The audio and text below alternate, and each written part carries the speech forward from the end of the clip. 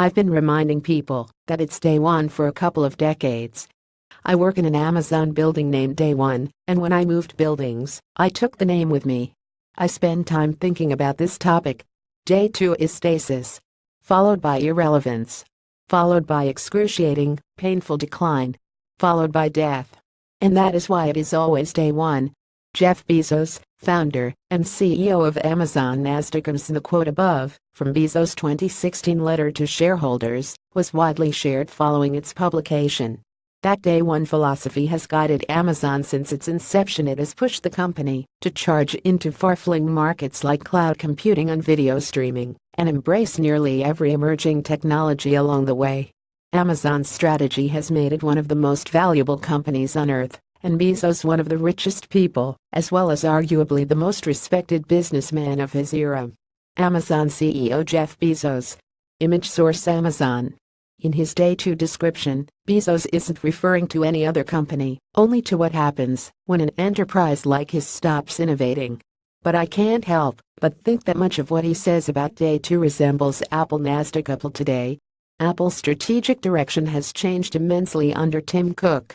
A company that was once guided by innovation, design, and branding now seems to be more interested in financial engineering and in harvesting its current line of products. Bezos' quote above continues to be sure this kind of decline would happen in extreme slow motion. An established company might harvest day two for decades, but the final result would still come. Below are a number of ways that Apple is becoming a day two company. An over-reliance on growth through services. Apple regularly touts the growth in its services segment in its earnings reports. For years, services, which include subscription businesses like Apple Care and Apple Music as well as Apple Pay, have been the company's fastest growing category, and they are now its biggest after the iPhone. In the most recent quarter, revenue in the services business increased 22% to $7.27 billion, making up nearly half of the company's total revenue growth for that period. While the services business is no slouch, Apple's emphasis on the segment seems a lot like harvesting. Growth in Apple's core products is plateauing, so the company is extending its business into ancillary services like Apple Pay that will provide additional revenue streams. As Apple's install base grows, services are likely to grow with it, but that strategy sounds an awful lot like day two. A lack of high-velocity decision-making. Bezos also says, day two companies make high-quality decisions, but they make high-quality decisions slowly. No tech giant has moved more slowly than Apple in recent years. For years, Apple has talked about launching a subscription television service, but it's been unable to put one together. The company also pulled the plug on making its own smart TV, which could have been another avenue into that market. The iPhone maker recently announced that it plans to spend $1 billion on original entertainment next year, but it's probably too late to the party. Netflix has carved out a dominant position in streaming, with Amazon, HBO, and Hulu not far behind it. With Apple's expertise in music, TV was there for its taking, but it's been much too slow to take advantage of it. Meanwhile, Amazon has become the surprising leader in the voice-activated home market, with Alexa and Echo. Apple's own HomePod won't hit stores until December, years after the Echo and Google Home first came out. Rumors abound about Apple's Project Titan in automobiles.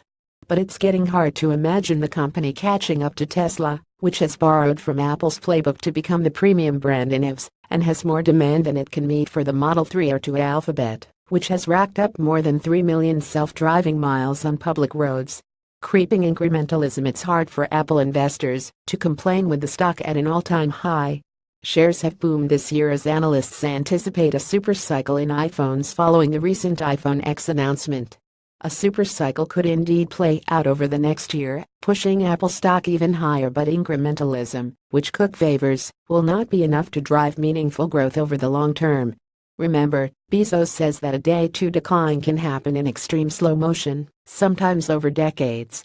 We've seen this with other tech companies like IBM and Microsoft. Apple could have something big up its sleeve, with Project Titan or some other secretive project, but given the way the Tim Cook era has played out so far, I wouldn't bet on it. The only breakthrough invention under his stewardship has been the Apple Watch, which hasn't really moved the needle. Other products released during his tenure, like AirPods, HomePod, and Apple Music, have been merely iterative. Given its plateauing growth and dependence on the iPhone, Apple may want to take some of Bezos' advice. If it's not day 2 there yet, it sure looks like it will be soon.